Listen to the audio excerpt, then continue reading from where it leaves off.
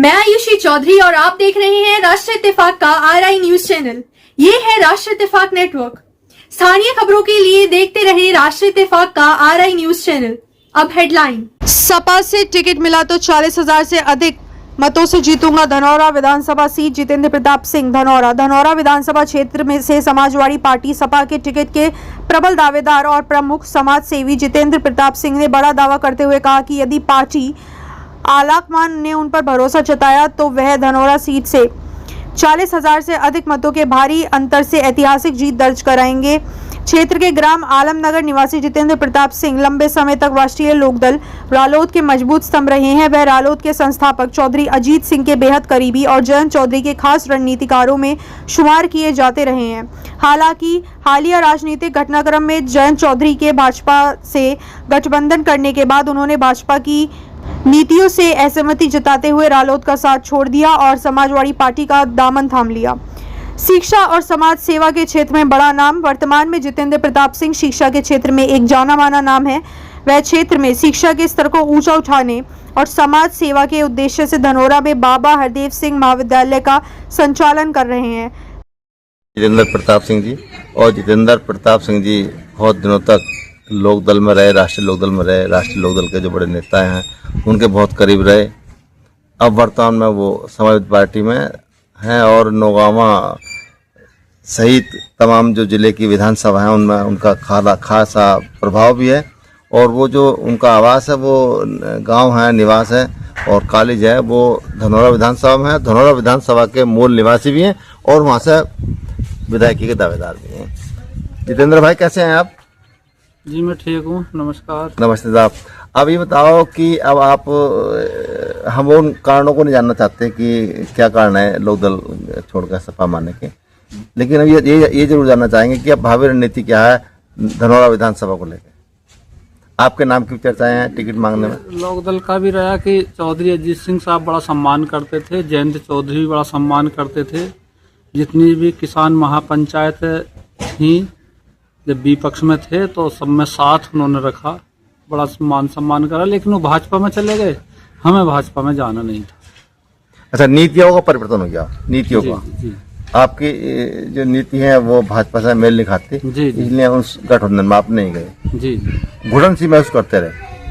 नहीं, घुटन तो नहीं थी, लेकिन मुद्दे नहीं, जब गठबंधन चले गए तो घुटन महसूस होनी स्वाभाविक थी। हाँ, मुद्दे अलग थे। हाँ, क्योंकि वो क्या बोलते हैं, हिंदू मुस्लिम की राजनीति करते हैं और समाजवादी विकास की और बेरोजगारी की राजनीति करते हैं। तो अब आप समाजवादी विचारधारा जुड़ गए। जी। अच्छा, चौचरण सिंह किसानों के मसीहा मान जाते थे। उन्होंने कहा था कि भारतीय खुशहाली का रास्ता किसानों देहात गांव से गुजरता है। और जबकि आजाद क्या नाम है समाजवादी पार्टी पे एक खास तबके को लेकर कई बार बड़े आरोप लगते हैं कि उनके हितों की बात की जाती है, पहले पूर्व सरकारों में भी। तो क्या आप समझते हैं कि किसान खुशहाल की बात या पश्चिम उत्तर प्रदेश बनाने के बाद जैसे लोकदल ने उठाई थी, इसमें सपा कहाँ तक समर्थन करेगी? आपके विचारों को लेकर क्या रहेगा? देखिए, ऐसा नहीं, किसान मुद्दों को लेकर चौधरी चरण सिंह साहब बात करते थे तो समाजवादी भी। इतिहास में पहली बार ऐसा हुआ है राजनीति इतिहास में कि सामान्य सीटों पर हमारे जाटवों को सांसद बनाने का काम समाजवादी पार्टी ने करा है, जो आज तक कभी किसी ने सामान्य सीट पर टिकट नहीं दिया। और हमारे 2 सांसद बनकर सामान्य सीट से आए इस बार। कौन कौन? तो उनका नाम मेरे दिमाग से आगरा वाले? हाँ, आगरा वाले भी हैं और वहाँ के अयोध्या वाले। चलो 2 आए। तो वो बिना अब समाजवादी पार्टी अंबेडकरवाद की बात भी करने लगी है, पीडी चला रही है।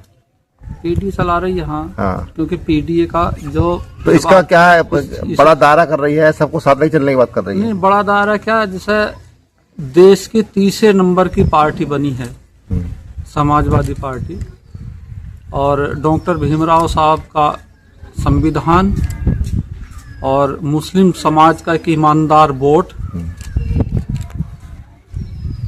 और पीडीए का, इन तीनों ने मिलकर 37 सीट निकाली है।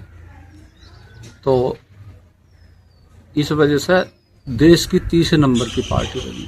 अच्छा, पीडीए में कहीं अम्बेडकर जो पीडीए की गांव बैठक हुई, आपके जो वक्ता थे ना, तो पीडीए में जाके बाबा साहब का कहीं बोला गया ना, उनका चित्र लगाया गया पीडीए के बैनर पर, और पीडीए की बात कर रहे हैं, सबको साथ लेकर सबके विकास की बात कर रहे हैं। तो जबकि आपके राष्ट्रीय अध्यक्ष जी तो पीडीए में बाबा साहब का फोटो और दलितों के और पिछड़ों के सबकी बात करते हैं, लेकिन उनके नेता नहीं करते ऐसी बात। नेता कर रहे हैं, सबने डॉक्टर भीमराव अंबेडकर का फोटो लगा रखा, पहले नंबर पर लगा रखा, आदेश है हमारे माननीय राष्ट्रीय अध्यक्ष जी का, लेकिन कई लगाने वाले ऊंच नीच आगे पीछे कर देते हैं, वो बात अलग है। अच्छा, 2027 में क्या रहेगा आपकी पार्टी का? 2027 में तो सरकार बनेगी समाजवादी की। अच्छा, आप धनौरा से लड़ेंगे चुनाव कैसे? अब वो तो राष्ट्रीय नेता जिसको लड़ाया जाए। टिकट तो मांग रहे हैं आप भी? टिकट ऐसा ना, हम एक सीट पे 8-9 लोग टिकट मांग रहे हैं। वो तो हम 9 लोग मिलकर एक सीट पर सोच रहे हैं।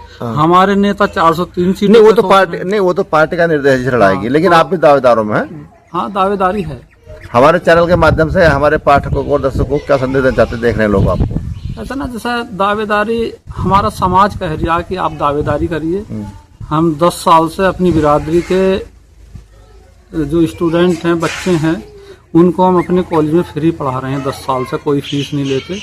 वो लोग हमसे जुड़े हुए हैं, 8000 से ऊपर परिवार जुड़े हुए हैं। उनका कहना है कि आप आइए मैदान में। हाँ, नहीं, पार्टी आपको धनौरा विधानसभा उतार देती है तो क्या रहेगा? 40,000 से हराया जाएगा भाजपा के प्रत्याशी को, चाहे कोई भी आ जाना। धन्यवाद। हमसे बात कर रहे थे जितेंद्र जी, और जितेंद्र प्रताप सिंह जी समाजवादी पार्टी से टिकट के दावेदार है। वो बता रहे थे कि यदि पार्टी मुझसे विश्वास करके उतारती है तो मैं भाजपा के प्रत्याशी को हराने का काम करूंगा। बहुत धन्यवाद। राष्ट्रीय इत्तेफाक से डॉक्टर महेंद्र सिंह।